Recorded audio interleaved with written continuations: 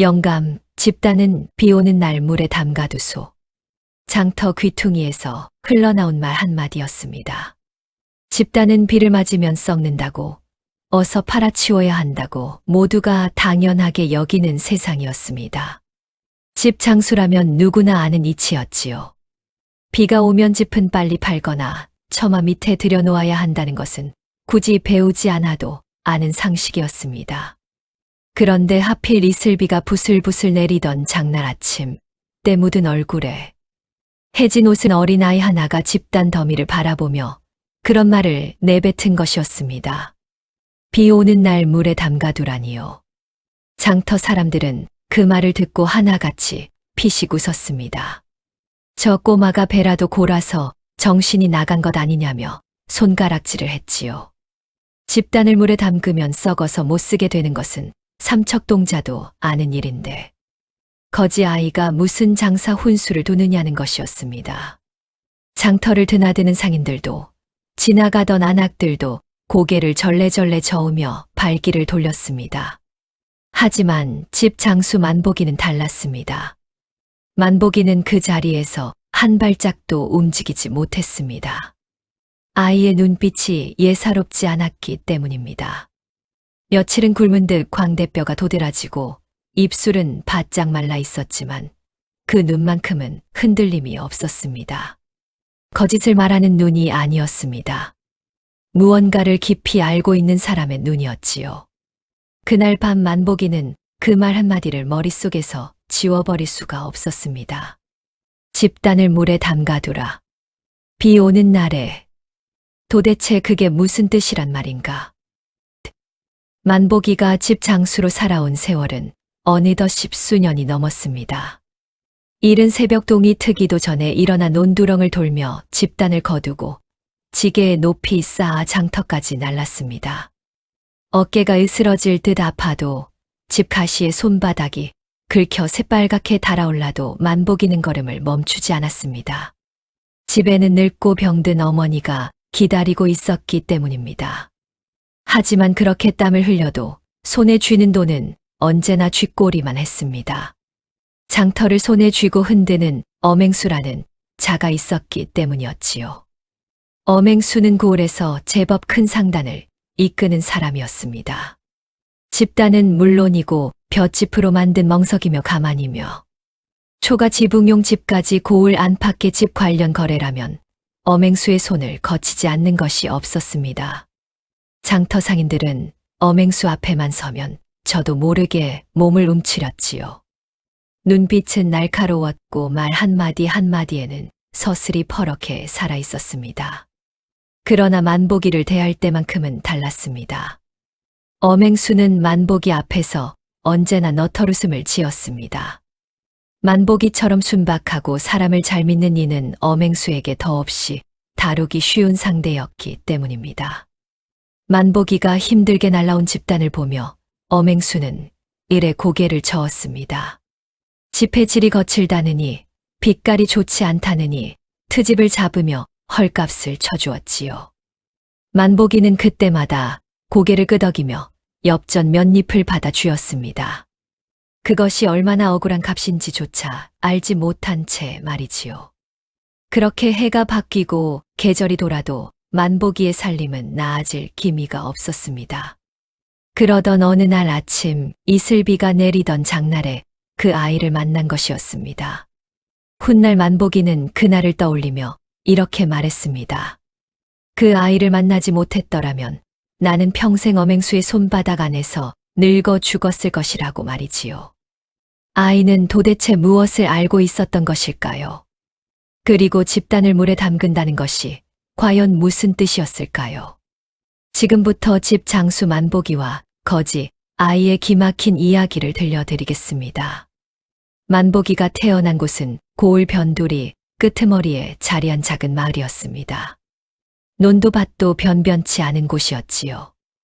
마을 사람들 대부분이 남의 논을 빌려 농사를 짓거나 장터에 나가 품을 팔며 하루하루를 버텨내는 그런 곳이었습니다. 만보기네도 다르지 않았습니다. 아버지는 만보기가 10살이 되던 해 이른 봄에 세상을 떠났습니다. 논두렁이를 하다 갑자기 쓰러진 것이었지요. 그날 이후 어머니 혼자 만보기를 키웠습니다. 삭바느질을 하고 남의 집 빨래를 해주며 근근히 살아갔지요. 만보기는 어려서부터 말이 없는 아이였습니다. 학문을 배울 형편도 되지 않았고 딱히 재주가 있는 것도 아니었습니다. 셈이 느리고 눈치도 빠르지 않았지요. 장터에서 물건을 사고 팔 때도 남들보다 한참이 걸렸고 누가 값을 낮게 불러도 그것이 속임수인지 쉽게 알아차리지 못했습니다. 마을 사람들은 그런 만보기를 보며 혀를 찼습니다. 저 아이는 세상 물정을 모른다느니 너무 어리숙해서 장사는 평생 못할 것이라느니 했지요. 하지만 만보기에게는 남들이 따라오지 못하는 것이 하나 있었습니다. 바로 부지런함이었습니다. 만보기는 새벽 하늘이 채 밝기도 전에 자리에서 일어났습니다. 찬물로 세수를 하고 낡은 지게를 등에 걸쳐 메고는 논두렁과 밭두렁을 돌며 집단을 거두었지요.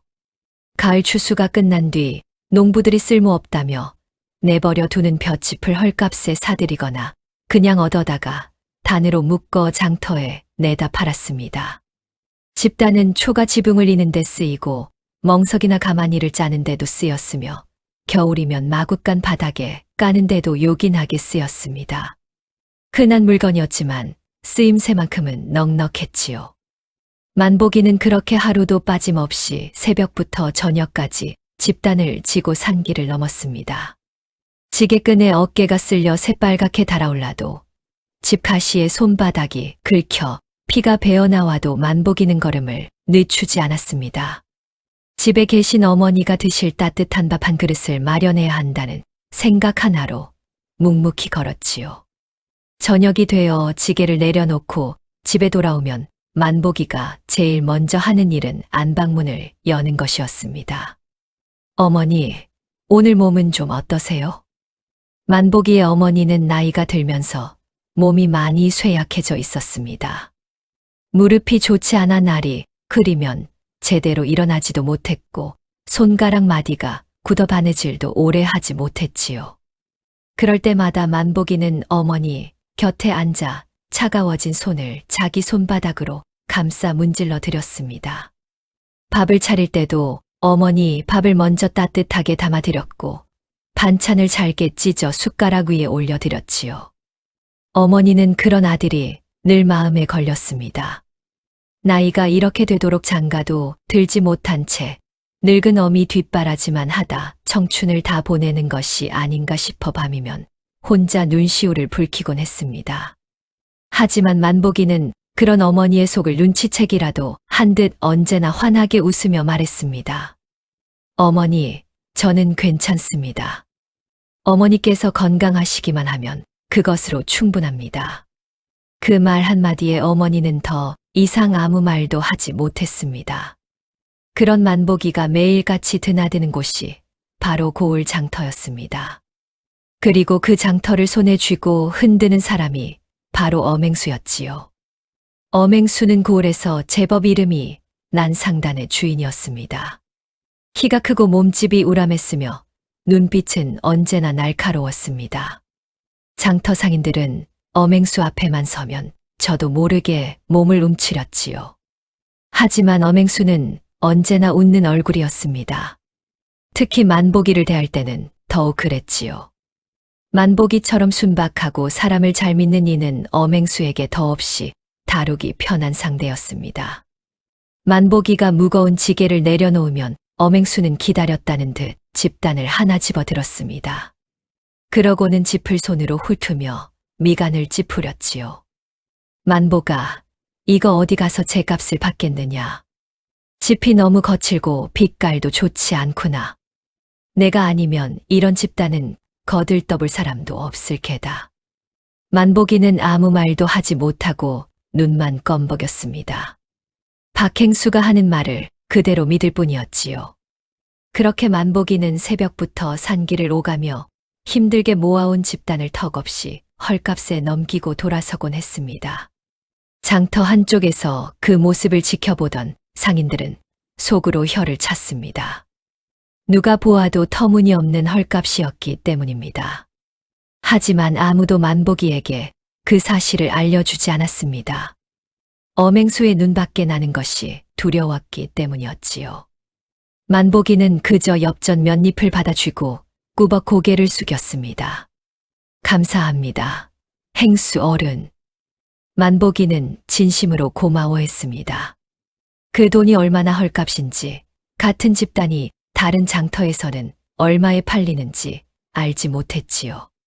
그저 손에 쥔 엽전으로 어머니께 먹을 것이라도 사드릴 수 있다는 생각에 마음이 놓였습니다. 엄행수는 돌아서는 만복이의 뒷모습을 흘금 바라보다가 입꼬리를 슬며시 올렸습니다. 저 어리숙한 사내 덕분에 오늘도 제법 이문이 남겠다는 계산이 그의 눈빛 뒤에서 번뜩이고 있었습니다. 그렇게 해가 바뀌고 계절이 돌아도 만복이의 살림은 나아질 기미가 보이지 않았습니다. 어머니의 약값은 늘 모자랐고 비가 오는 날이면 초가 지붕에서 빗물이 뚝뚝 떨어졌지요. 만복이는 그런 살림을 원망하지 않았습니다. 누구를 탓하지도 않았고 제 처지를 한탄하지도 않았습니다. 그저 자신이 할 수 있는 일을 하며 하루하루를 살아갈 뿐이었지요. 그리고 그 마음이 훗날 만복이에게 어떤 인연을 불러오게 될지 그때는 아무도 알지. 그해 봄은 유난히 따뜻했습니다. 산길 양쪽으로 진달래가 붉게 피어났고 바람결에는 향긋한 꽃냄새가 은은하게 섞여 불어왔습니다. 논두렁 사이로는 개구리 울음소리가 요란하게 들려왔고 하늘은 눈이 시릴 만큼 맑고 높았지요. 누가 보아도 기분 좋은 봄날이었습니다. 하지만 만복이에게는 봄도 겨울도 크게 다르지 않았습니다. 계절이 바뀌어도 새벽 일찍 일어나 지게를 지고 논두렁을 돌아야 하는 것은 늘 같았습니다. 그해는 유난히 집 수요가 많았습니다. 겨울 동안 낡은 초가 지붕을 손봐야 하는 집들이 많았고 장터마다 집단이 들어오기 무섭게 팔려나갔지요.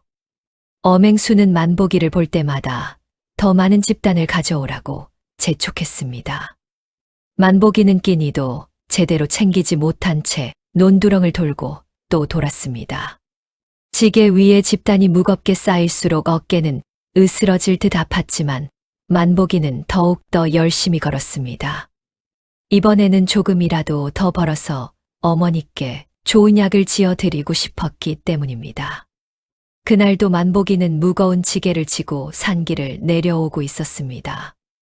하도 산길을 오르내린 탓에 집시는 다 달아 맨발로 걷는 것과 크게 다르지 않았습니다. 가만히 서 있으면 따뜻한 봄날이었지만 만복이의 얼굴과 등에서는 땀이 줄줄 흘러내렸지요. 그때였습니다. 길 아래 우거진 풀숲 사이에서 희미한 소리가 들려왔습니다. 처음에는 바람이 풀잎을 스치는 소리인 줄 알았습니다. 그러나 만복이가 걸음을 멈추고 귀를 기울이자 그것은 분명 사람의 신음소리였습니다. 가늘고 끊어질 듯한 소리였지요. 만복이는 서둘러 지게를 길가에 내려놓고 풀숲 쪽으로 내려갔습니다. 그리고 그 자리에서 멈칫하고 말았습니다. 풀숲 아래에 아이 하나가 쓰러져 있었습니다. 얼마나 굴렀는지 팔과 다리는 마른 나뭇가지처럼 가늘었고 볼은 푹 꺼져 있었습니다. 입술은 바짝 말라 터져 있었고 얼굴빛도 흙빛에 가까웠지요. 가슴이 아주 희미하게 오르내리는 것을 보니 겨우 숨만 붙어 있는 듯 했습니다.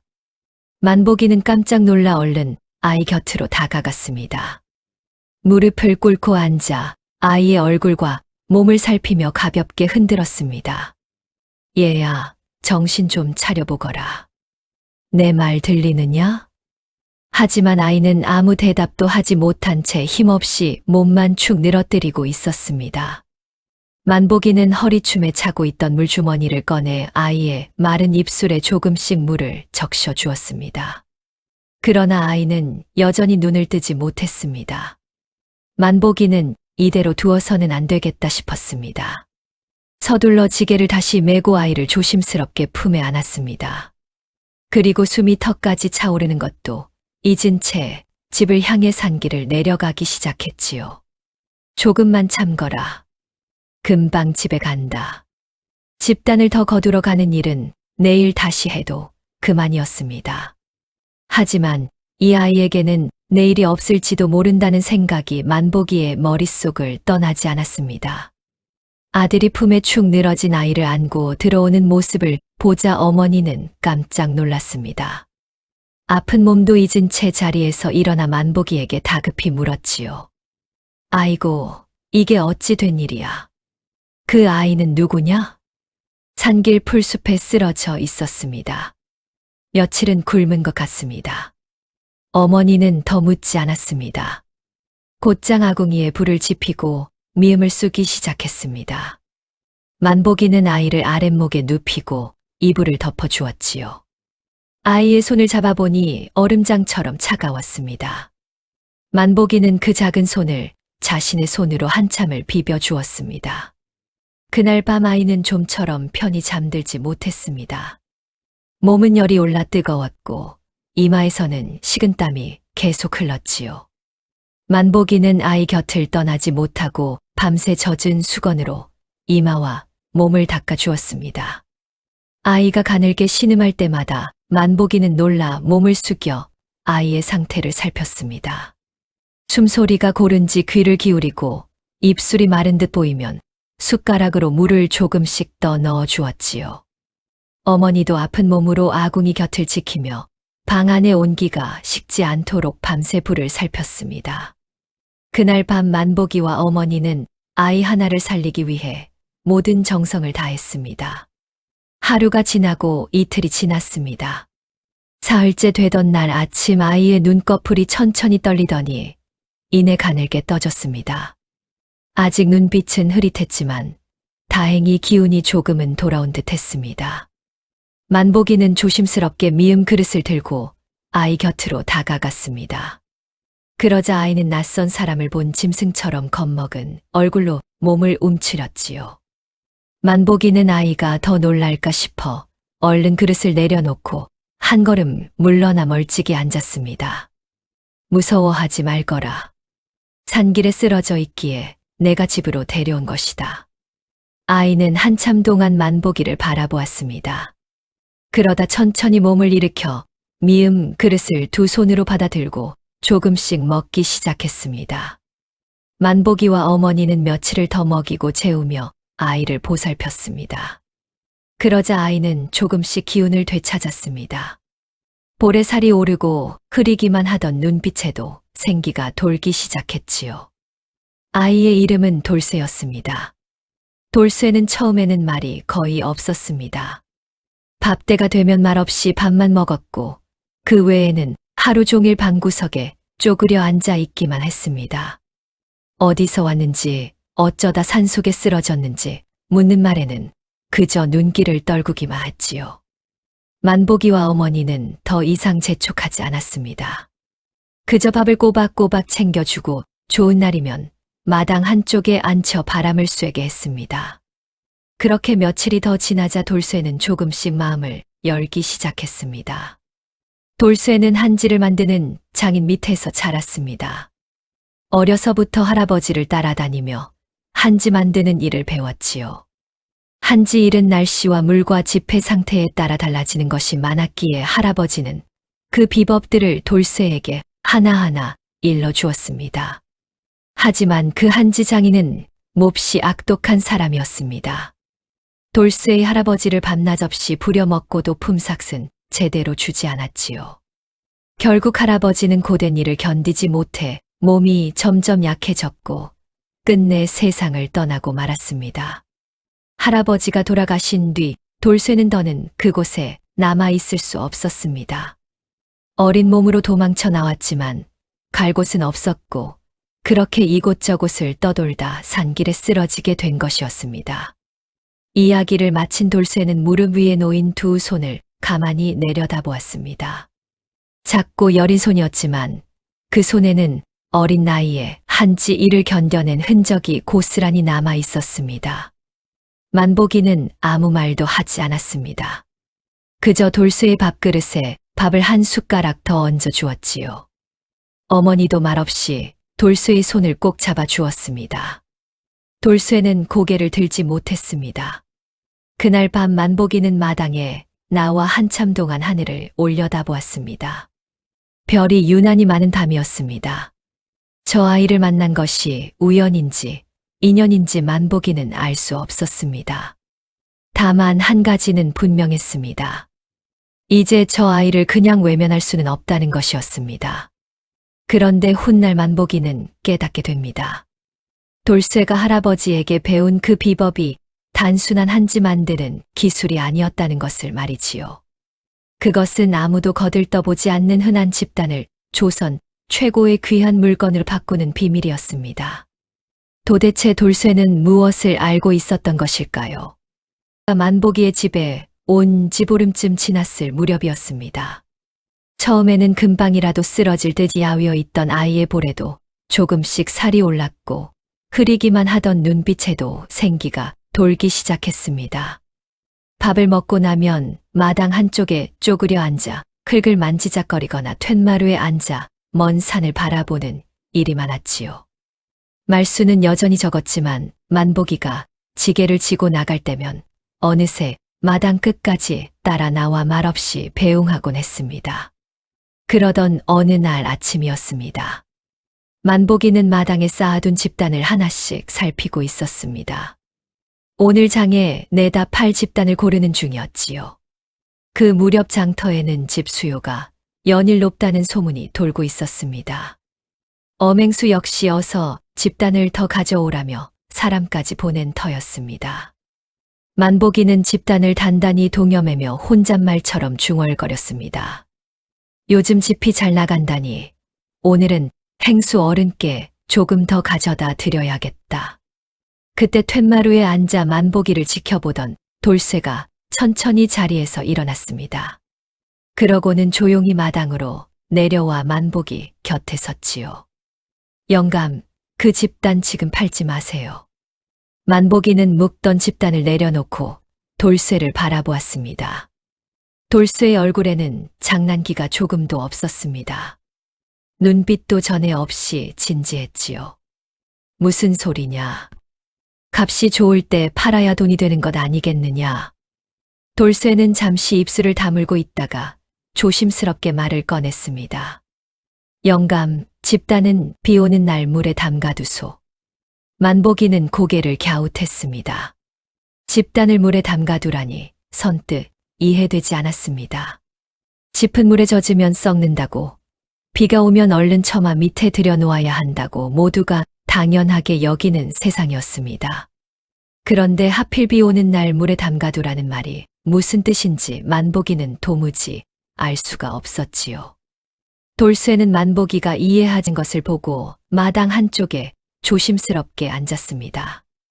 그러고는 할아버지에게 배웠던 이야기를 하나씩 풀어놓기 시작했습니다. 만복이는 팔짱을 낀 채 돌쇠의 말을 가만히 들었습니다. 짚을 그냥 팔면 그냥 짚이에요. 하지만 짚을 잿물에 담가 불순물을 빼내고 두들기고 삶아서 고운 섬유만 추려내면 그게 바로 한지 원료가 돼요. 보통 한지가 아니에요.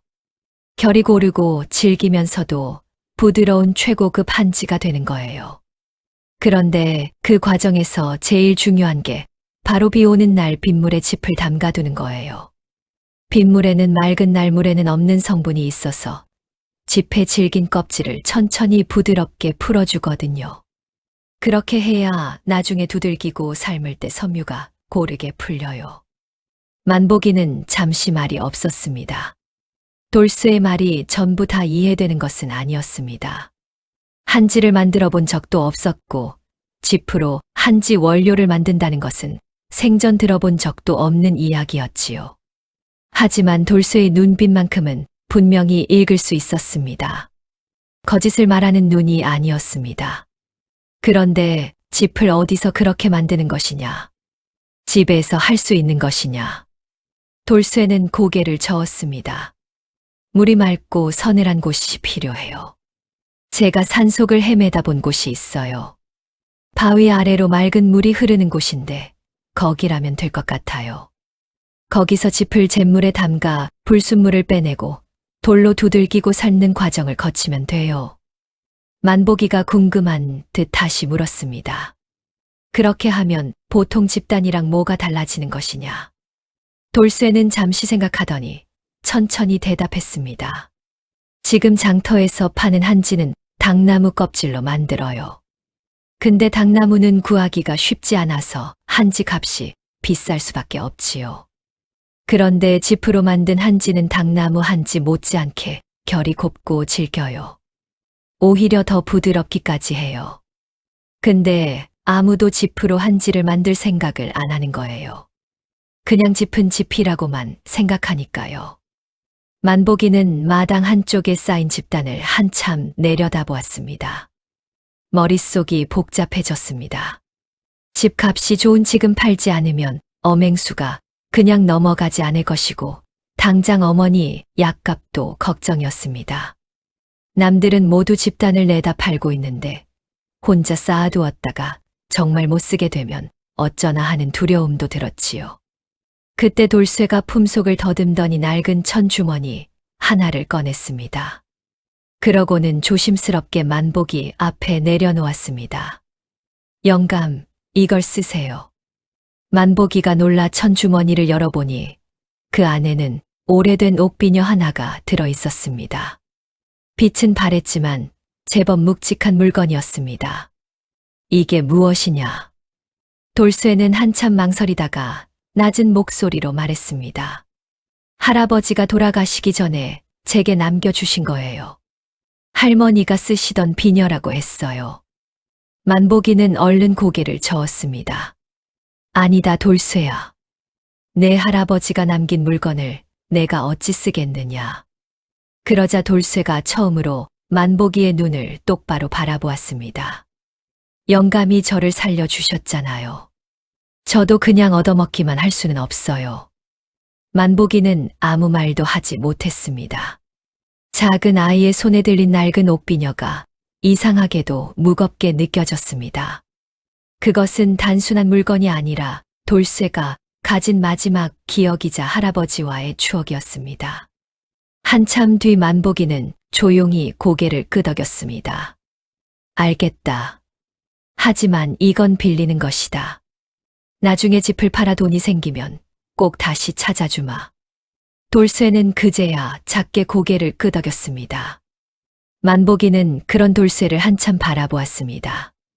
어린아이의 눈빛이라고 하기에는 이상하리만치 진지했고 그 안에는 흔들림 없는 믿음이 담겨 있었지요.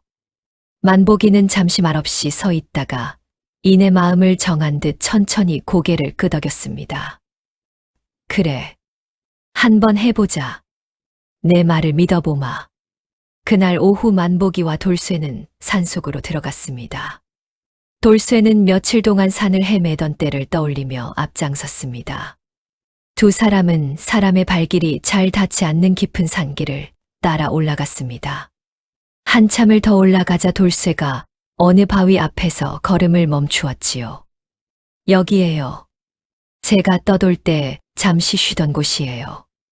바위 아래로 맑은 물이 졸졸 흘러내리고 있었습니다. 물소리가 맑고 고요했지요. 돌쇠는 손을 담가 물의 온도를 느껴보더니 고개를 끄덕였습니다. 여기면 됩니다. 그날부터 만보기는 조금씩 준비를 시작했습니다. 장날이 되면 만보기는 집단을 장터에 내다 파는 대신 산속 바위 아래로 조금씩 날랐습니다. 돌쇠가 일러준 대로 잿물을 만들어 짚을 담그고 돌로 두들기는 준비를 했지요. 이제 남은 것은 그 과정을 하나씩 해내는 일이었습니다. 하지만 만보기가 집단을 팔지 않고 산속으로 날리기 시작하자 장터가 조금씩 술렁이기 시작했습니다. 마을 사람들은 그런 만보기를 보고 이상해졌다고 수군거렸습니다. 집값이 좋을 때 팔아도 모자랄 판에 산속에 짚을 날리다니 어리숙해도 너무 어리숙하다고 비웃었지요. 그 소문은 오래지 않아 엄행수의 귀에도 들어갔습니다. 엄행수는 눈살을 찌푸렸습니다. 지금껏 제 손바닥 안에 있다고 여겼던 만보기가 처음으로 제 뜻대로 움직이지 않는 것 같았기 때문입니다. 엄행수는 곧 사람을 보내 만복이에게 집단을 다시 팔 생각이 없느냐고 물었습니다. 하지만 만복이는 이번만큼은 고개를 저었습니다. 지금은 팔지 않겠습니다. 만복이도 마을 사람들의 수군거림을 못 들은 것은 아니었습니다. 하지만 돌쇠의 진지한 눈빛과 그 아이가 해준 말을 떠올리면 여기서 물러설 수는 없었습니다. 만복이는 그저 묵묵히 지게를 지고 산길을 올랐습니다. 그런데 과연 집단으로 정말 한지를 만들 수 있었을까요? 그리고 엄행수는 정말 그냥 넘어갔을까요? 만복이와 돌쇠가 산속 바위 아래에서 짚을 다루기 시작한 지 열흘이 지났습니다. 처음에는 모든 것이 서툴렀습니다. 잿물을 만드는 것부터가 쉽지 않았지요. 돌쇠가 할아버지에게 말로만 들었던 방법이라 직접 해보니 뜻대로 되지 않는 것이 한두 가지가 아니었습니다. 잿물이 너무 진하면 짚이 녹아버렸고 너무 묽으면 불순물이 제대로 빠지지 않았습니다. 짚을 두들기는 것도 마찬가지였습니다. 너무 세게 두들기면 섬유가 끊어졌고 너무 약하게 두들기면 섬유가 고르게 풀리지 않았지요. 돌쇠는 몇 번이나 실패하면서도 포기하지 않았습니다. 할아버지가 일러준 말들을 하나씩 되새기며 다시 시작했지요. 잿물의 농도를 조금씩 바꾸어 보고 두들기는 힘과 횟수를 달리해 보았습니다. 만복이는 돌쇠 곁에서 묵묵히 도왔습니다. 무거운 돌을 날라오고 아궁이에 불을 지펴 짚을 삶는 일을 도맡았지요. 두 사람은 해가 뜨기 전부터 해가 질 때까지 산속 바위 아래에서 땀을 흘렸습니다. 그렇게 시행착오를 거듭한 끝에 드디어 변화가 나타나기 시작했습니다. 잿물에 담갔다 꺼낸 짚의 빛깔이 달라졌습니다. 거칠고 누런 빛이던 짚이 점점 하얗고 부드러운 빛을 띠기 시작한 것이었지요. 돌쇠는 그 짚을 손으로 만져보더니 눈을 크게 떴습니다. 섬유가 고르게 풀리기 시작한 것이었습니다. 돌쇠는 그 짚을 다시 맑은 물에 헹구고 얇게 펴서 말렸습니다. 다음 날 아침 두 사람은 말린 짚 섬유를 살펴보았습니다. 만복이는 그것을 손으로 만져보다가 멈칫했습니다. 결이 곱고 질기면서도 부드러웠습니다. 마치 얇은 천을 만지는 것 같은 느낌이었지요. 만복이는 믿기지 않는 얼굴로 돌쇠를 바라보았습니다. 돌쇠야, 이게 정말 짚으로 만든 것이냐? 돌쇠는 조용히 고개를 끄덕였습니다. 그러고는 그 섬유를 물에 풀어 얇게 떠내는 작업을 시작했습니다. 할아버지에게 배운 대로 나무 틀에 고운 발을 얹고 섬유를 물에 풀어 고르게 떠낸 뒤 햇볕에 말렸지요. 그렇게 하루가 지나고 나서 나무 트에서 떼어낸 것은 놀랍게도 얇고 고른 종이 한 장이었습니다. 만복이는 그 종이를 두 손으로 조심스럽게 받아들었습니다. 빛깔은 희고 결은 고왔습니다. 손으로 살살 당겨보아도 쉽게 찢어지지 않았지요. 만복이는 한참 동안 그 종이를 들여다보다가 눈시울이 뜨거워지는 것을 느꼈습니다. 평생 남들이 밟고 다니는 집단을 지고 산 길을 오가며 살아온 사람이었습니다. 그 흔하디흔한 집단이 이런 물건이 될 수 있다는 것이 아직도 꿈만 같았지요. 돌쇠야, 이거 정말 대단한 것이구나. 만복이가 진심으로 감탄하자 돌쇠도 작게 고개를 끄덕였습니다. 하지만 입가에는 아주 작은 웃음이 번졌지요. 만복이의 집에 온 뒤 처음으로 자신도 무언가 보탬이 되었다는 생각이 들었던 것입니다. 그날 이후 두 사람은 본격적으로 한지를 만들기 시작했습니다. 비가 오는 날이면 어김없이 산속으로 올라가 짚을 빗물에 담갔습니다. 돌쇠의 말대로 빗물에 담근 짚은 맑은 날 물에 담근 것보다 섬유가 훨씬 고르게 풀렸습니다. 만복이는 그제야 돌쇠가 왜 비 오는 날 물에 담가두라고 했는지 깨달았습니다. 단순히 짚을 파는 타이밍의 문제가 아니었습니다. 비 오는 날 빗물 자체가 한지를 만드는 때 없어서는 안 될 중요한 재료였던 것이지요. 만복이는 그 사실을 깨닫는 순간 온몸에 소름이 돋았습니다. 저 아이는 처음부터 알고 있었던 것이었습니다. 비 오는 날 물에 담가두라는 말 한마디 안에 이 모든 과정이 담겨 있었던 것이지요. 두 사람이 만든 한지는 날이 갈수록 질이 좋아졌습니다. 처음에는 두께가 고르지 않거나 군데군데 얇은 곳이 생기기도 했습니다. 하지만 돌쇠는 매번 조금씩 방법을 달리하며 완성도를 높여갔지요. 섬유를 물에 푸는 농도를 조절하고 발로 떠내는 속도를 달리하면서 점점 더 균일하고 고운 한지를 만들어냈습니다. 만보기는 그렇게 완성된 한지를 깨끗한 천에 싸서 산속 서늘한 곳에 차곡차곡 쌓아두었습니다. 그러던 어느 날 돌쇠가 만보기에게 조심스럽게 말을 꺼냈습니다. 영감, 이제 슬슬 팔아볼 때가 된 것 같아요. 근데 어맹수한테는 팔면 안 돼요. 만보기는 고개를 끄덕였습니다. 돌쇠가 왜 그런 말을 하는지 이제는 알 것 같았습니다.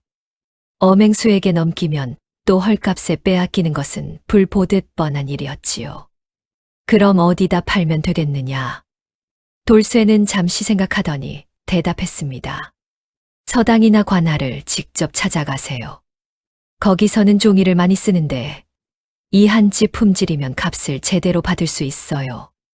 만보기는 가슴이 두근거렸습니다. 평생 어맹수에게만 물건을 넘겨왔던 터라 직접 손님을 찾아가 값을 흥정해 본 적이 거의 없었기 때문입니다. 하지만 만보기는 용기를 내기로 했습니다. 장이 서는 날 아침 만보기는 새벽부터 마음이 두근거렸습니다. 두 사람은 정성껏 만든 한지를 깨끗한 보자기에 싸서 장터로 나갔습니다. 처음에는 서당을 찾아갔고 그 다음에는 관아 문서를 담당하는 곳을 차례로 돌았습니다. 만보기는 말이 서툴러 머뭇거렸지만 돌쇠가 옆에서 차분하게 설명했습니다. 이 한지는 그냥 한지가 아닙니다. 짚을 잿물에 담가 불순물을 빼내고 빗물로 섬유를 고르게 풀어 만든 것입니다. 결이 곱고 질기면서도 부드러워 붓글씨가 번지지 않습니다. 사람들은 처음에는 대수롭지 않게 여겼습니다. 짚으로 만든 한지라는 말에 고개를 갸웃하는 이도 있었지요. 하지만 한지를 직접 만져보고 나서는 표정이 달라졌습니다. 결이 곱고 두께가 균일했으며 무엇보다 당나무 한지보다 값이 훨씬 쌌기 때문입니다. 서당 훈장은 붓으로 글씨를 한번 써보더니 눈을 크게 떴습니다. 번짐이 없고 결이 고르구나. 이거 꽤 쓸만하겠는데. 그날 만보기와 돌쇠가 찾아간 곳들의 반응은 기대 이상이었습니다.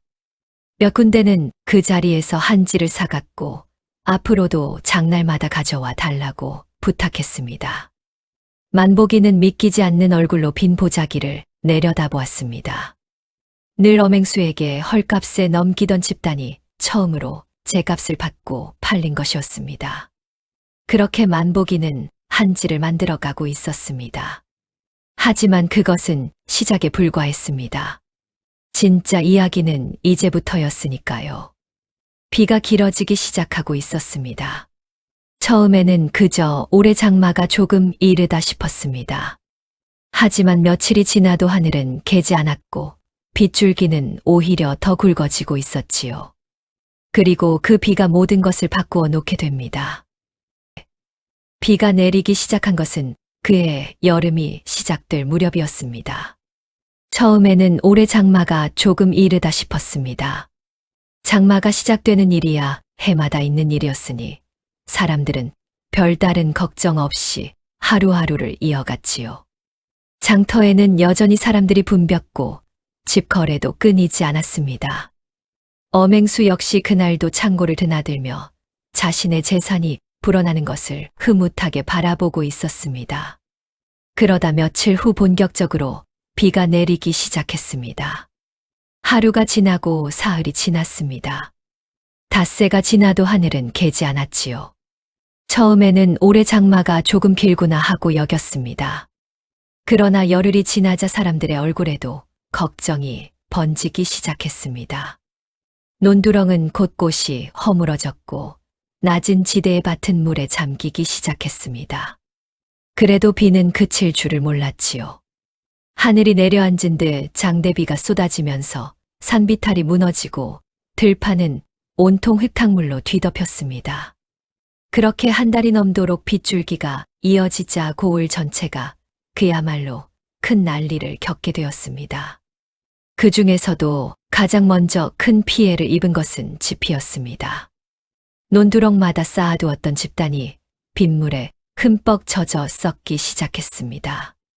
새 짚을 거두려 해도 벼가 채 여물지 않은 터라 어디서도 짚을 구할 수가 없었지요. 짚이 귀해지기 시작한 것은 장마가 시작된 지 보름도 채 되지 않았을 때였습니다. 초가 지붕을 손봐야 하는 집들은 짚을 구하러 장터를 헤맸지만 어디서도 넉넉히 살 수가 없었습니다. 처음에는 값이 조금 오르는 정도였습니다. 그러나 시간이 지날수록 집값은 무섭게 치솟았습니다. 지난해에 짚이 잘 팔린 탓에 장사꾼들은 재고를 거의 남겨두지 않았습니다. 그나마 창고에 조금 남아있던 집마저 금세 바닥을 드러냈지요. 하지만 그것은 시작에 불과했습니다. 진짜 문제는 따로 있었습니다.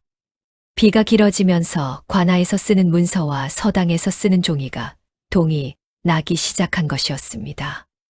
장마의 창고가 침수되면서 쌓아두었던 한지가 죄다 물에 젖어 못 쓰게 된 것이었지요. 관아에서는 급히 한지를 구하러 사람을 보냈지만 한지를 만드는 당나무 역시 장마 탓에 제대로 수급이 되지 않고 있었습니다.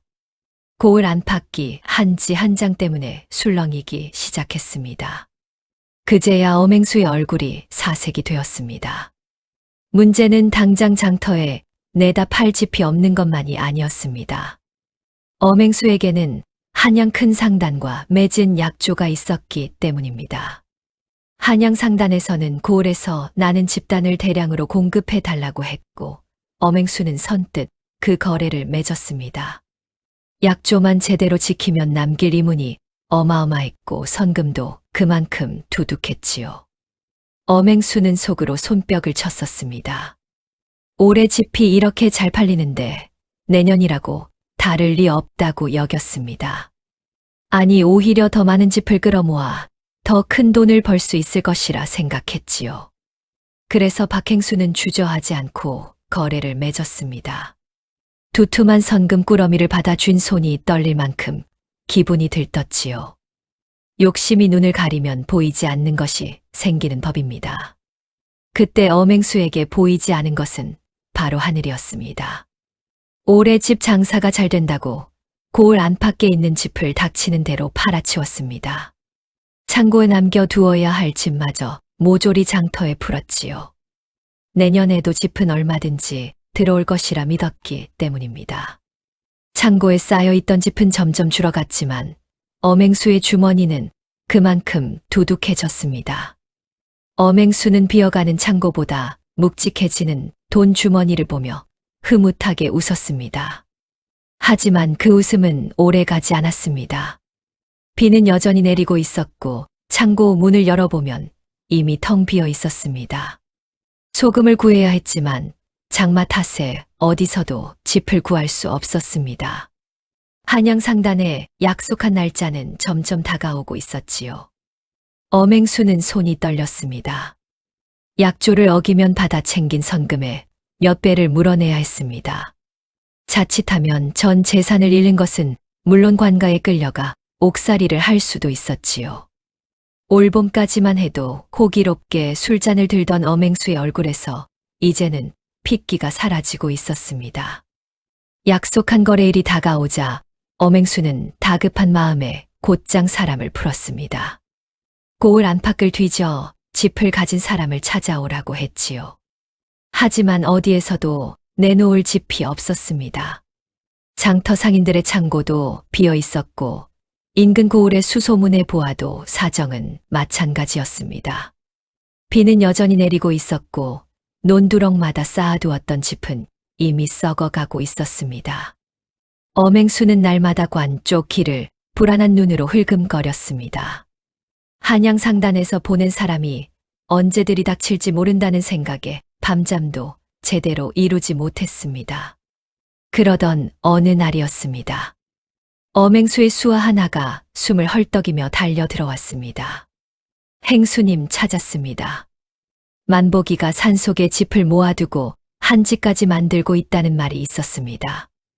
엄행수는 자리에서 천천히 일어섰습니다. 눈빛이 달라졌지요. 그 어리숙한 만보기가 짚을 쌓아두고 한지까지 만들고 있었다니 처음에는 믿기 어려웠습니다. 그러나 곰곰이 생각해보니 앞뒤가 맞았습니다. 장터에서 집단을 적게 내놓던 일, 산속을 오르내리던 일들이 하나로 이어졌습니다. 엄행수는 입술을 굳게 다문 채 잠시 생각에 잠겼습니다. 그리고 이내 마음을 정했습니다. 우선은 만보기를 찾아가 좋은 말로 달래보기로 한 것입니다. 한편 만보기는 비가 내리는 날이면 산속 바위 아래를 더욱 꼼꼼히 살폈습니다.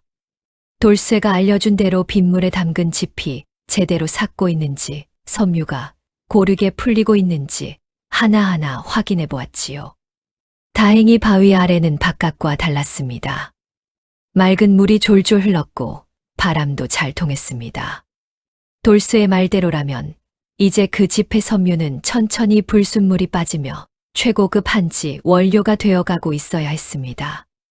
만보기는 짚 섬유를 조금 집어 손으로 만져보았습니다. 처음에 만졌을 때와는 확연히 달랐습니다. 거칠고 억세던 섬유가 부드럽고 고르게 변해 있었지요. 만보기는 그 느낌을 오래 음미하다가 조용히 바위 아래쪽을 돌아보았습니다. 바깥에서는 여전히 빗소리가 끊이지 않고 있었습니다. 돌쇠도 그 빗소리를 들으며 만보기 옆에 서 있었습니다. 말은 하지 않았지만 돌쇠는 알고 있었습니다. 저 빗소리가 길어질수록 자신들이 만들어가고 있는 한지의 가치도 점점 더 올라가고 있다는 것을 말이지요. 돌쇠는 잠시 빗소리에 귀를 기울이다가 만보기를 바라보며 말했습니다. 영감, 이제 때가 된 것 같아요. 만보기도 돌쇠를 내려다보며 조용히 고개를 끄덕였습니다. 비는 여전히 내리고 있었습니다.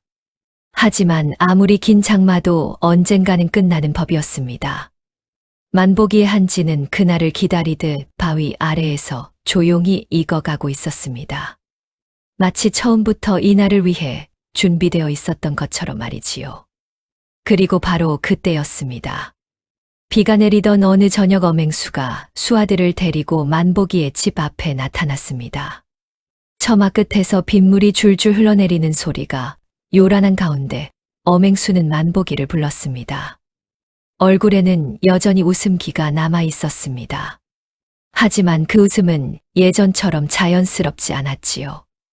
억지로 입꼬리만 끌어올린 듯한 웃음이었습니다. 만보가, 내가 산속에 짚을 모아두고 한지까지 만든다지. 이번 한 번만 나를 도와다오.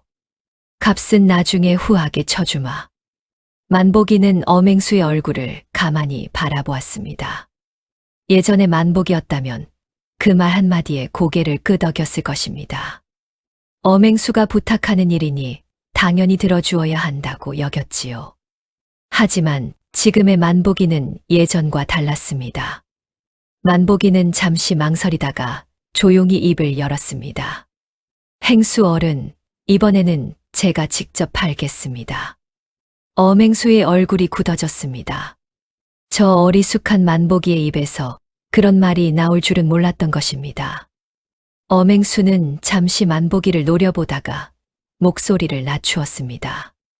만보가, 내가 지금껏 내 집단에 얼마나 사주었는지 잊은 게냐. 만보기는 조용히 고개를 들었습니다. 기억합니다. 하지만 이번에는 그리 못하겠습니다.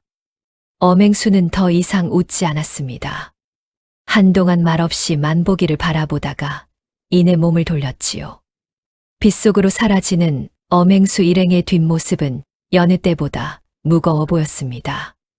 만보기는 마당에 선 채 엄행수가 사라진 쪽을 한참 바라보았습니다. 가슴이 두근거렸습니다. 평생 처음으로 엄행수의 부탁을 거절한 것이었습니다. 그것이 잘한 일인지 잘못한 일인지는 알 수 없었지만 마음 한구석에는 이상하게도 홀가분한 느낌이 남아 있었습니다. 하지만 돌쇠의 표정은 오히려 굳어 있었습니다. 엄행수가 저렇게 순순히 물러날 사람이 아니라는 것을 돌쇠는 느끼고 있었습니다.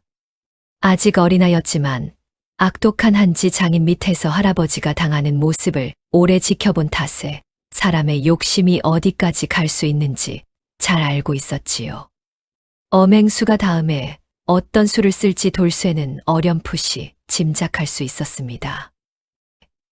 엄행수가 다녀간 뒤로 며칠 지났습니다. 길게 이어지던 장마도 조금씩 끝을 보이기 시작했습니다. 하늘도 가끔씩 파란 빛을 드러내기 시작했지요. 사람들은 이제 곧 비가 그치겠다고 말했습니다. 하지만 집이 귀한 사정은 여전했습니다.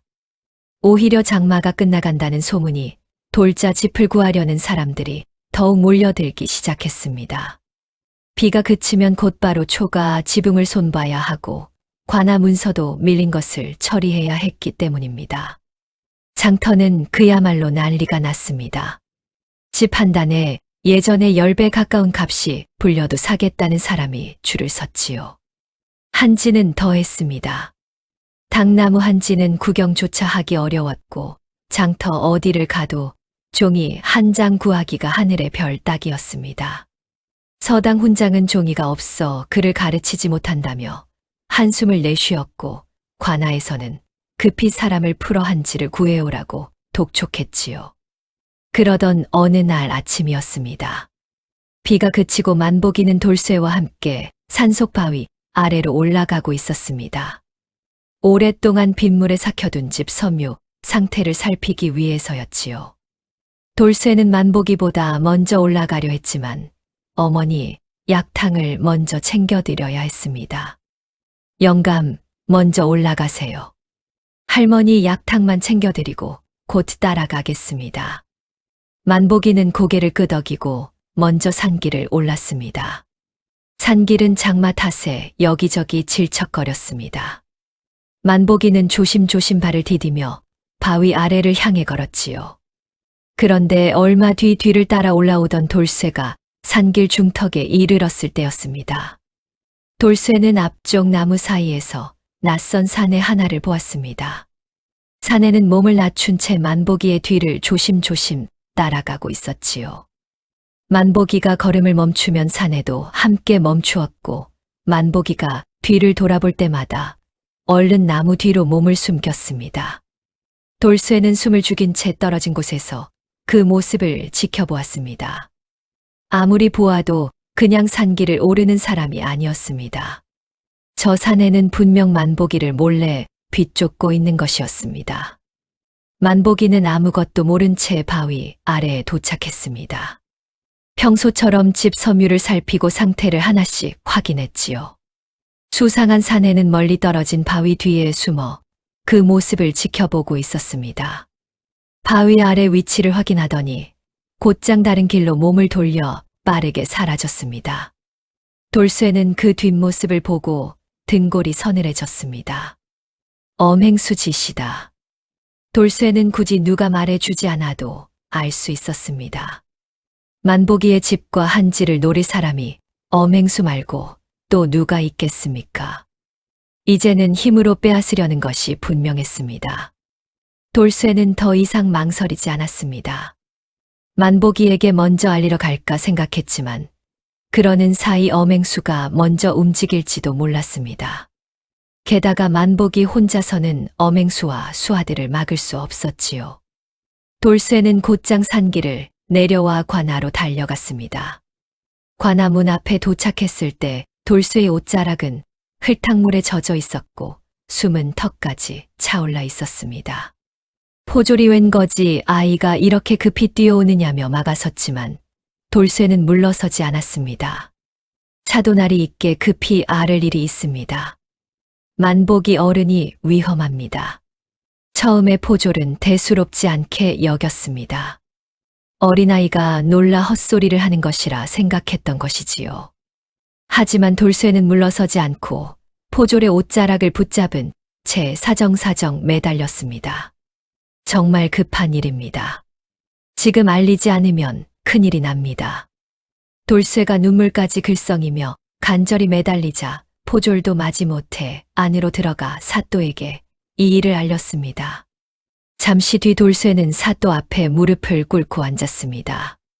그리고 숨을 고른 뒤 지금까지 있었던 일을 차근차근 말씀드렸지요.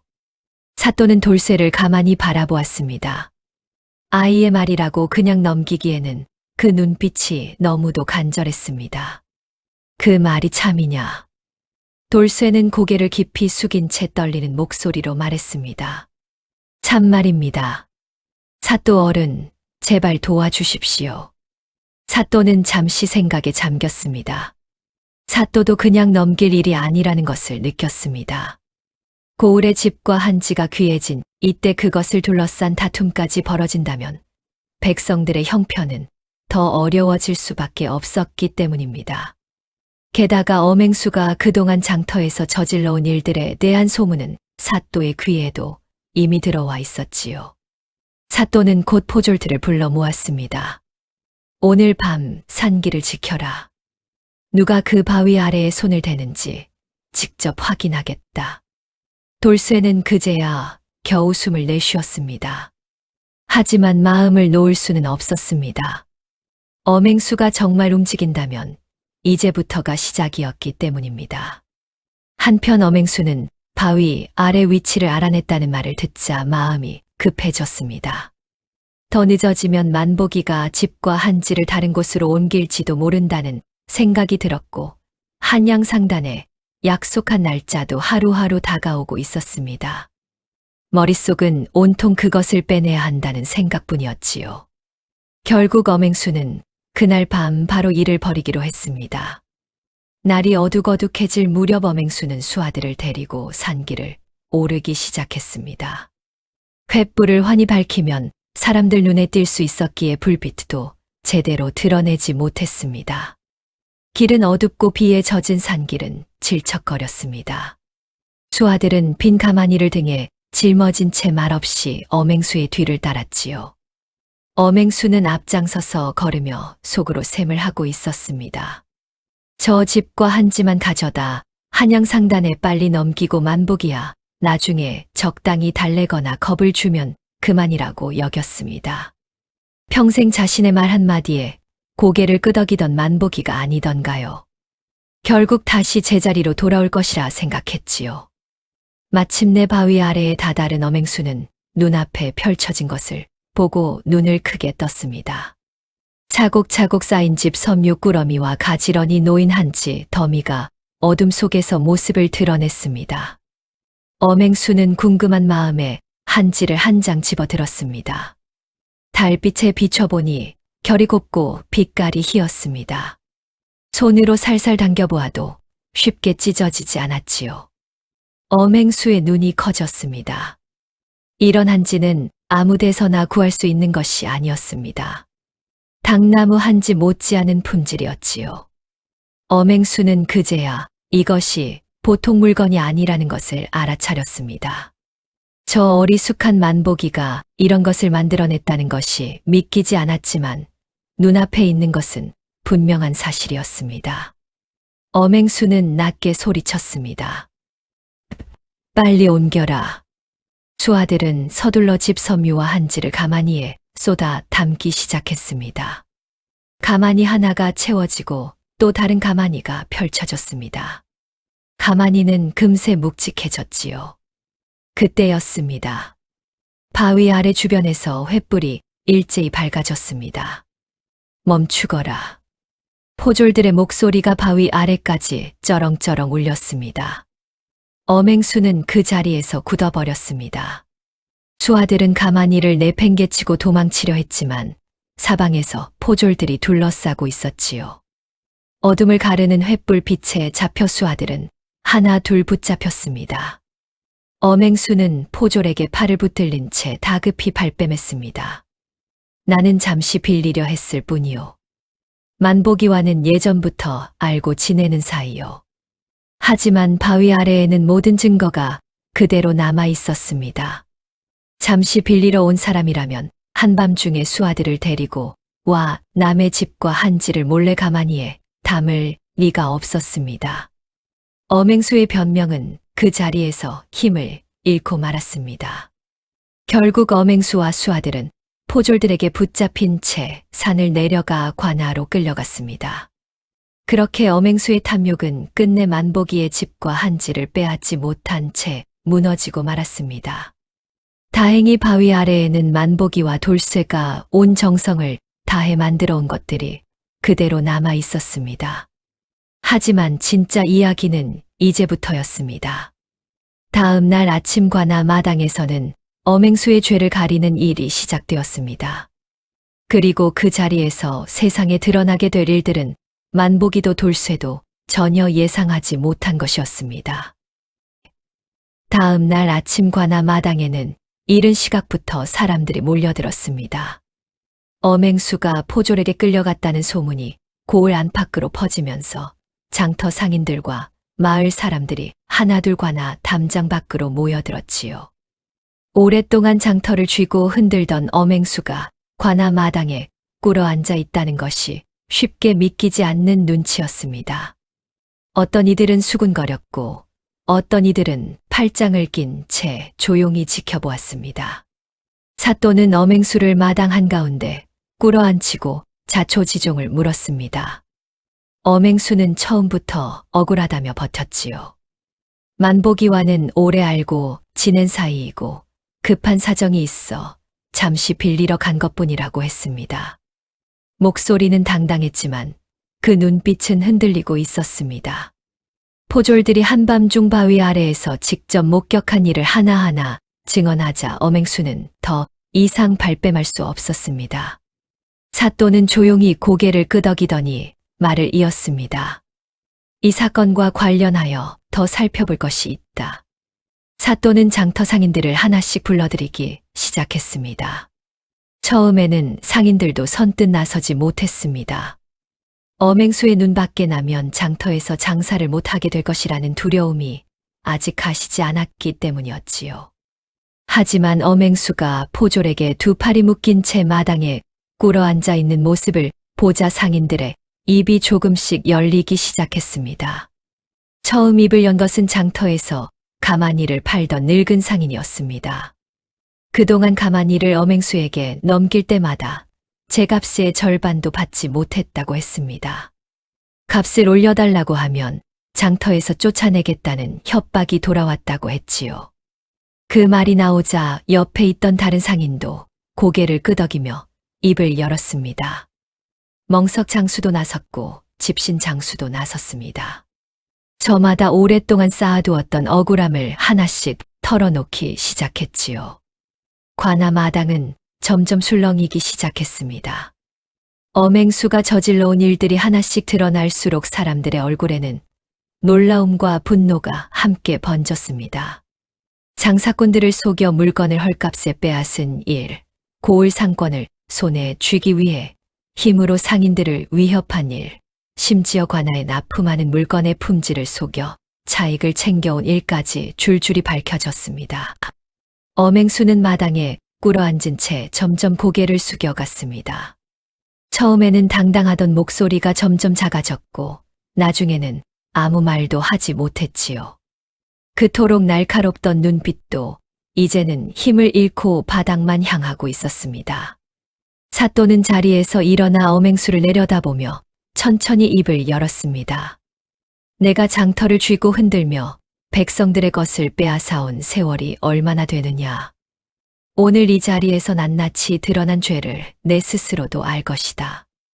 어맹수는 아무 말도 하지 못했습니다. 사또는 잠시 마당을 둘러보았습니다.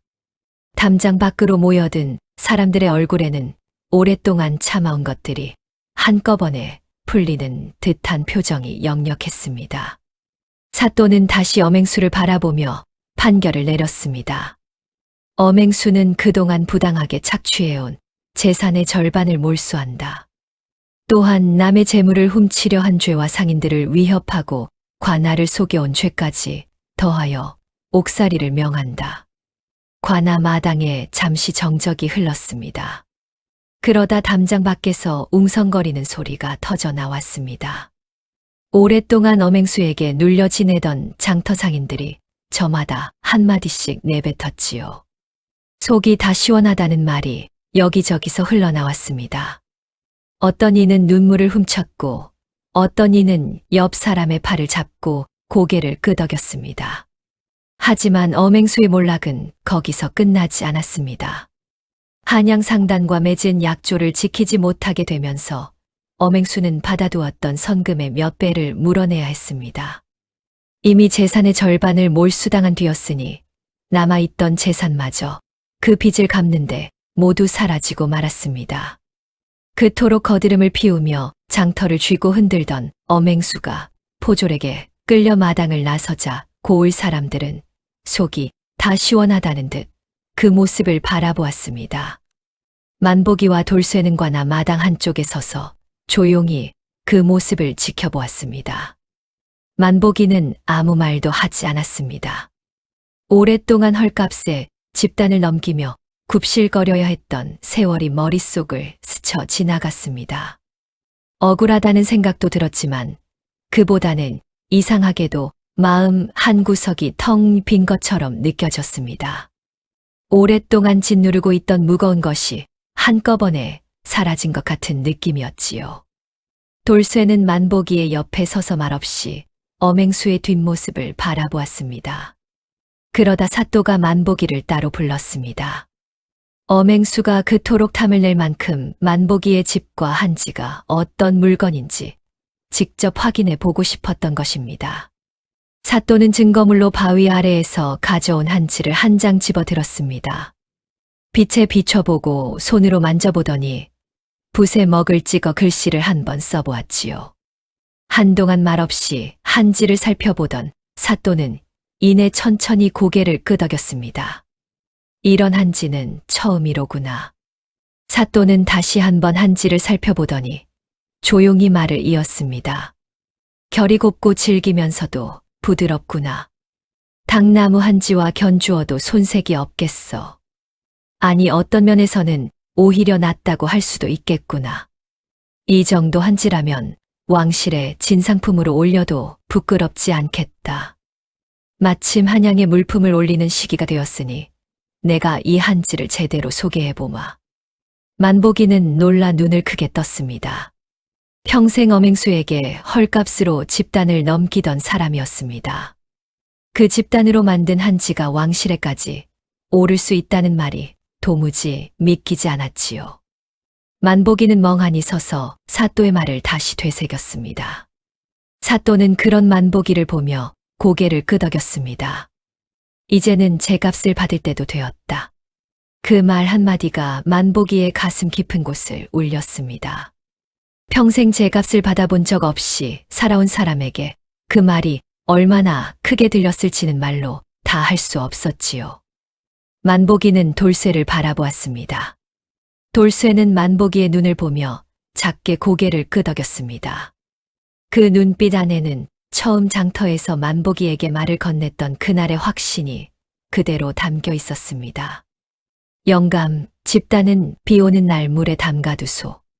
그 한마디가 여기까지 온 것이었습니다.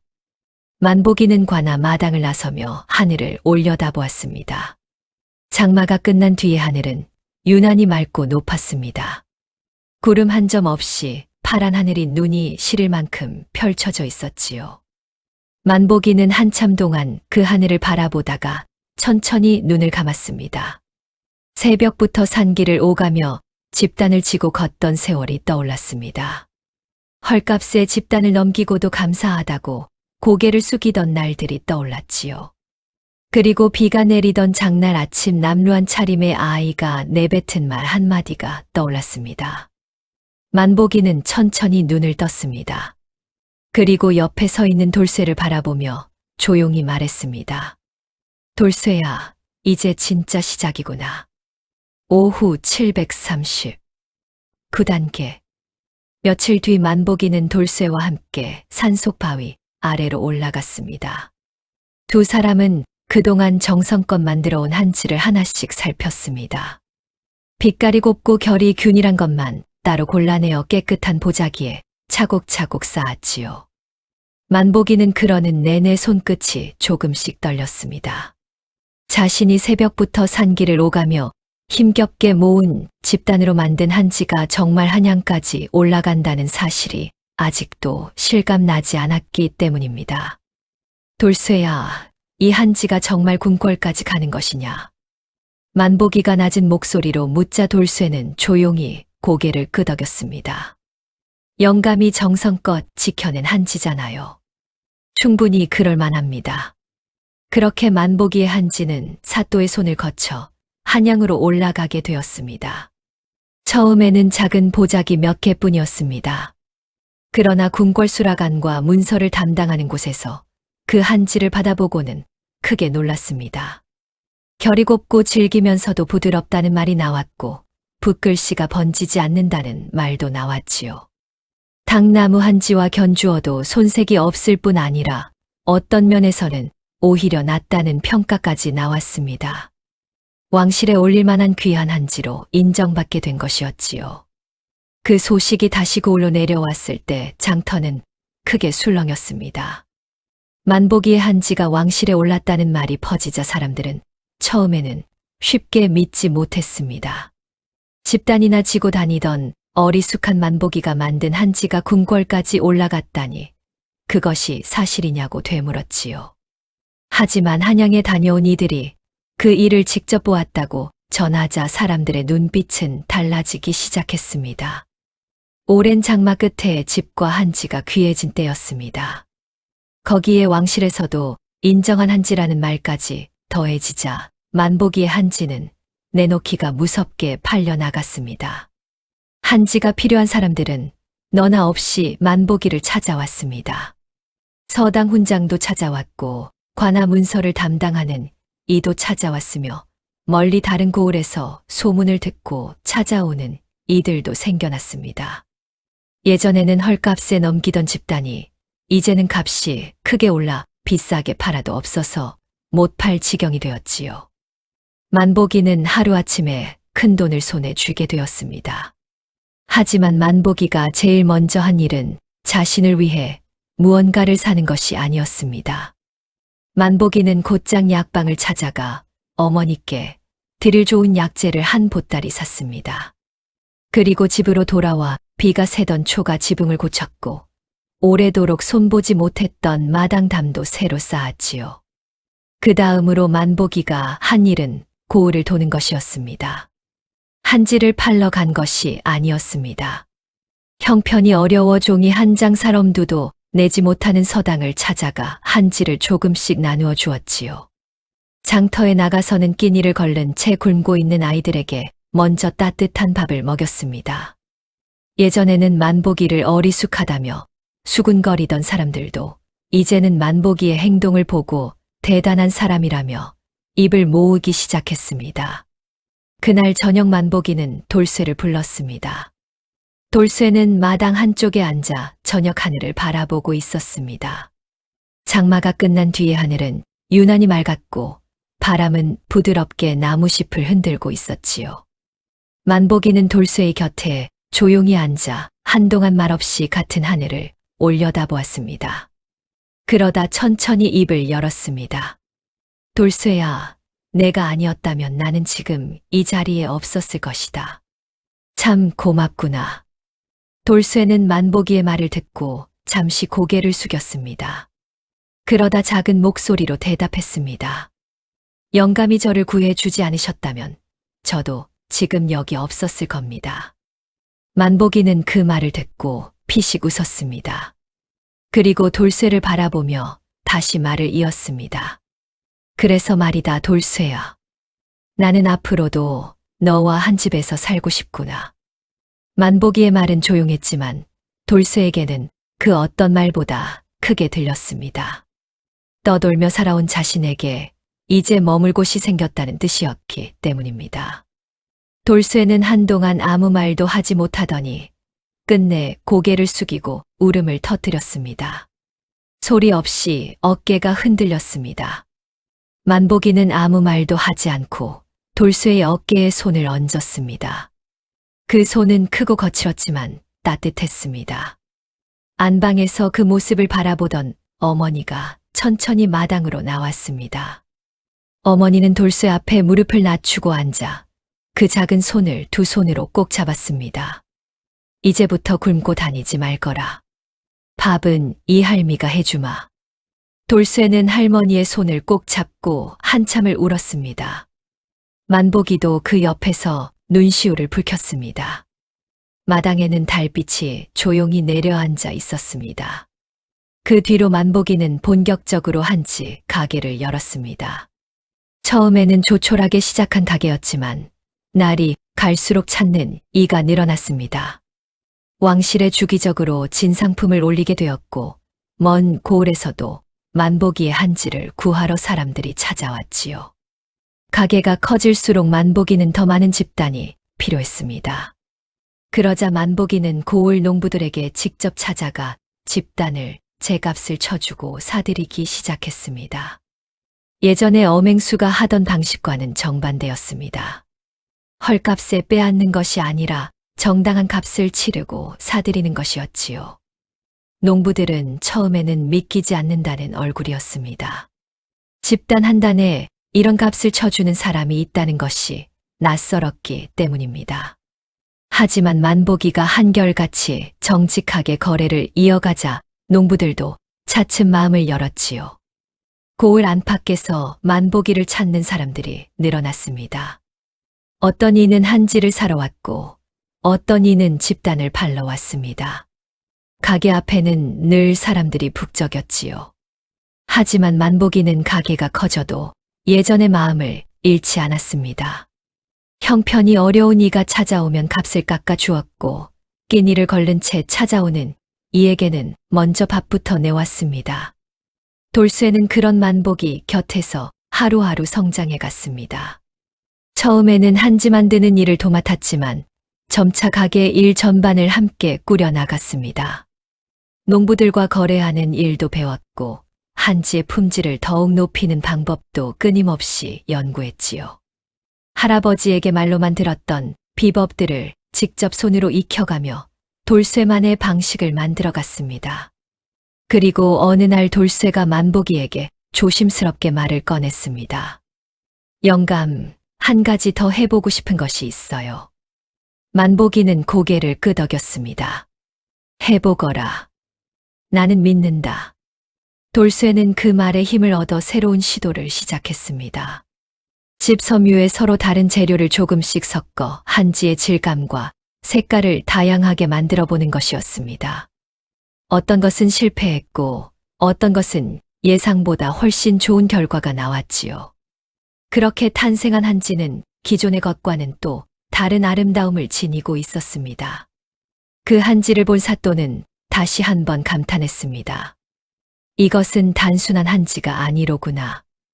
이 정도면 왕실에서도 귀하게 쓰일 물건이다. 만복이와 돌쇠가 함께 만들어낸 한지는 이제 고을을 넘어 한양에서도 이름이 나기 시작했습니다. 평생 남들이 밟고 다니던 집단을 지고 산 길을 오가던 만복이가 조선 최고의 한지 장수가 되는 순간이었습니다. 그해 겨울이 오기 전이었습니다. 만복이는 어느 저녁 마당에 홀로 나와 하늘을 올려다보았습니다.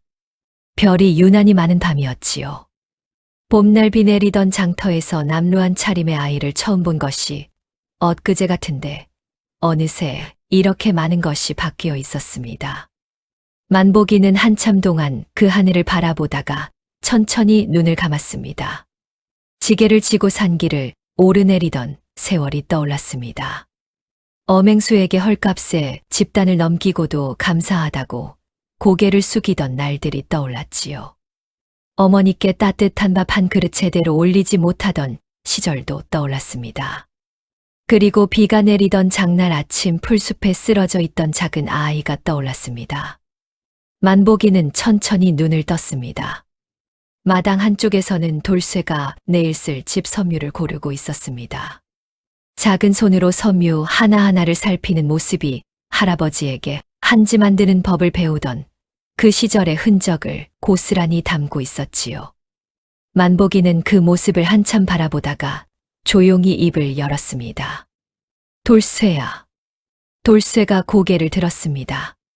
만복이는 잠시 말을 고르다가 천천히 말을 이었습니다. 나는 말이다. 내가 그날 장터에서 나한테 말을 걸어준 것이 아직도 신기하구나. 왜 하필 나였을까 싶기도 하고. 돌쇠는 집 섬유를 내려놓고 만보기를 바라보았습니다. 그러다 작은 목소리로 대답했습니다. 영감 눈빛이 달랐어요. 장터 사람들은 다들 저를 보고 피했는데 영감만 저를 똑바로 바라봐 주었거든요. 만보기는 그 말을 듣고 한참 동안 아무 말도 하지 못했습니다. 그랬구나. 두 사람은 한동안 말없이 같은 하늘을 올려다보았습니다. 바람이 부드럽게 불어와 마당의 나무잎을 흔들었지요. 안방에서는 어머니가 약탕을 다리는 소리가 들려왔습니다. 예전에는 약 한 첩 제대로 지어드리지 못하던 어머니가 이제는 날마다 좋은 약재로 몸을 돌보고 계셨지요. 만보기는 그 소리를 들으며 가슴이 따뜻해지는 것을 느꼈습니다. 그 뒤로도 만보기의 한치 가게는 날이 갈수록 번창했습니다. 왕실에 주기적으로 진상품을 올리게 되면서 만보기의 이름은 고을을 넘어 한양에까지 알려지기 시작했습니다. 멀리서 찾아오는 손님들이 늘어났고 가게 앞에는 늘 사람들이 북적였지요. 하지만 가게가 아무리 커져도 그 문턱만큼은 언제나 낮았습니다. 형편이 어려운 이가 찾아오면 만보기는 값을 깎아 주었습니다. 끼니를 걸른 채 찾아오는 이에게는 먼저 밥부터 내왔지요. 예전에 어맹수에게 당하던 시절 자신이 얼마나 막막했는지를 만보기는 잊지 않았습니다. 그래서 힘없고 가난한 이들을 보면 어떻게든 도우려 했지요. 그것이 만보기에게는 대단한 선행이 아니었습니다. 어려운 사람을 보면 외면하지 않는 것, 그것이 사람으로서 마땅히 해야 할 일이라고 믿었을 뿐입니다. 돌쇠는 그런 만보기 곁에서 해가 갈수록 단단하게 성장해 갔습니다.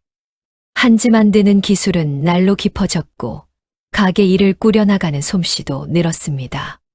할아버지에게 배운 비법에 자신만의 연구를 더해가며 아무도 만들어내지 못한 새로운 한지를 탄생시키기도 했지요. 그 한지를 본 한양의 장인들은 혀를 내둘렀습니다. 집단으로 이런 것을 만들어낼 수 있다는 것이 믿기지 않는다고 했지요. 만보기는 그럴 때마다 돌쇠의 어깨를 가볍게 두드렸습니다. 이 아이가 없었더라면 나는 아무것도 아니었다고, 모든 것이 이 아이 덕분이라고 말했지요. 돌쇠는 그때마다 고개를 저었습니다. 영감이 자신을 살려주지 않았더라면 자신도 없었을 것이라고 했습니다. 그렇게 두 사람은 서로에게 기대어 살아갔습니다. 어느 봄날이었습니다. 만보기는 돌쇠를 불러 마당에 함께 앉았습니다. 따뜻한 봄볕이 마당 가득 내려앉아 있었지요. 만보기는 품속에서 낡은 천 주머니 하나를 꺼냈습니다. 돌쇠가 처음 만보기에게 건넸던 바로 그 주머니였습니다. 돌쇠야, 오래 기다렸구나. 주머니 안에는 돌쇠의 할머니가 쓰시던 옥비녀가 들어 있었습니다. 하지만 그 옆에는 새 비녀 하나가 더 들어 있었지요. 만보기가 한양에서 공들여 구해온 것이었습니다. 빌린 것은 갚아야지. 그리고 이건 내가 주는 것이다. 돌쇠는 두 손으로 주머니를 받아들었습니다. 한참 동안 그 안을 들여다보더니 고개를 들어 만보기를 바라보았습니다. 눈가가 촉촉해져 있었지요. 만보기는 그런 돌쇠를 보며 말했습니다. 돌쇠야, 나는 앞으로도 너와 함께 이 가게를 키워나가고 싶다. 내가 내 아들이 되어주겠느냐? 돌쇠는 아무 말도 하지 못했습니다. 입술이 떨렸고 어깨가 흔들렸습니다. 한참 뒤 돌쇠는 천천히 자리에서 일어나 만보기 앞에 무릎을 꿇었습니다. 그리고 깊이 고개를 숙이며 말했습니다. 아버지. 그 한마디에 만보기의 눈시울도 붉어졌습니다. 안방에서 그 모습을 바라보던 어머니가 천천히 마당으로 나왔습니다. 어머니는 돌쇠의 손을 꼭 잡고 조용히 말했습니다. 이제부터 이 할미가 내 할미다. 다시는 혼자 떠돌지 말거라. 돌쇠는 할머니의 손을 꼭 잡고 한참을 울었습니다. 만복이도 그 옆에서 눈물을 감추지 못했지요. 마당에는 봄볕이 따사롭게 내려앉아 있었습니다. 담장 너머로는 진달래가 붉게 피어 있었고 바람은 꽃냄새를 실어 부드럽게 불어왔지요. 그 뒤 만복이는 돌쇠를 양자로 들였습니다. 피는 섞이지 않았지만 두 사람은 누구보다 가까운 부자가 되었습니다. 돌쇠는 만복이의 가게를 물려받아 더욱 크게 키워나갔습니다. 집단으로 만든 한지는 조선 최고의 한지로 이름을 날리게 되었고 만복이와 돌쇠의 이야기는 고을 사람들 사이에서 오랫동안 전해 내려왔습니다. 옛말에 선한 일을 쌓는 집안에는 반드시 좋은 일이 찾아온다고 했습니다. 당장은 손해를 보는 것처럼 보여도 남을 도운 마음은 결코 사라지지 않는다는 뜻이지요. 만복이의 삶이 바로 그러했습니다. 가진 것이 넉넉해서 베푼 것이 아니었습니다. 오히려 만복이는 늘 가난했고 제 살림 하나 챙기기도 벅찬 사람이었습니다. 그런데도 쓰러진 아이를 보고는 자신의 일을 미루고 먼저 살리려 했습니다. 그때 만복이는 아무 대가도 바라지 않았습니다. 그저 사람이라면 마땅히 그래야 한다고 믿었을 뿐입니다. 하지만 그 마음은 결국 돌쇠라는 귀한 인연으로 돌아왔고 돌쇠의 지혜는 만복이의 인생을 완전히 바꾸어 놓았습니다.